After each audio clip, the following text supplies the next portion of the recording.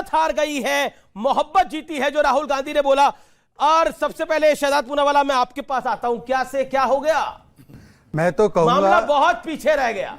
मैं तो कहूंगा कि आज लोकतंत्र और ईवीएम जीत गई है, इसके लिए पहले ताली बजा दो कि आज कम से कम ईवीएम को जो ये लोग हर रोज कटघरे में खड़ा करते थे, लोकतंत्र की मृतक शव को कहीं ढूंढने जाते थे, आज कम से कम ये सुनना बंद हो जाएगा कि लोकतंत्र मृतक है और ईवीएम जो है वो बिगड़ चुका है। तो कम से कम ईवीएम के लिए तालियां बजाओ। अच्छा, एक बात बताइए, अब बजरंग बली पर आ जाते हैं। उसमें भी कांग्रेस ने एक ट्वीट करा है कि बजरंग बली की पूंछ में आग लगी है और लंका कहीं और जल गई है, यानी भारतीय जनता पार्टी की सरकार धुआं हो गई है। अब जवाब दे दीजिए इस बात का भी 20 सेकंड के अंदर। देखिए, ऐसा है, उनको शायद ज्ञान नहीं है कि जो आज उत्तर प्रदेश में हमारी भारी मात्रा में जीत हुई है, उसमें अयोध्या जी, वाराणसी में मतलब काशी जी, और प्रयागराज मतलब महाकुंभ का जो गढ़ है, वहां पर तीनों जगह भारतीय जनता पार्टी की जीत हुई है। अर्थात जो राम में विश्वास रखने वाले हैं लोग, उनको आज राम जन्मभूमि में जीत हुई है। और जिन्होंने राम जी के अस्तित्व पर सवाल उठाया,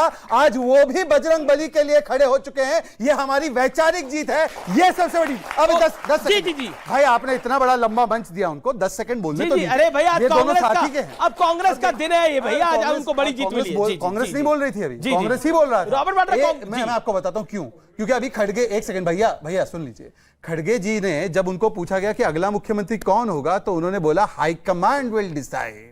अब बताइए, राष्ट्रीय अध्यक्ष कांग्रेस पार्टी का कह रहा है हाईकमांड विल डिसाइड, मतलब वो कांग्रेस पार्टी थे। 10 सेकंड प्लीज, थोड़ा सा पहले तो मैं सम्मान पूर्वक और बड़े आदर पूर्वक जो जनता ने हमें कर्नाटका में फैसला सुना है, उसका विनम्रता से मैं स्वीकारता हूं और नमन करता हूं उनको, जैसे उत्तर प्रदेश में भी नमन करता हूं। 2-3 मुद्दे सिर्फ।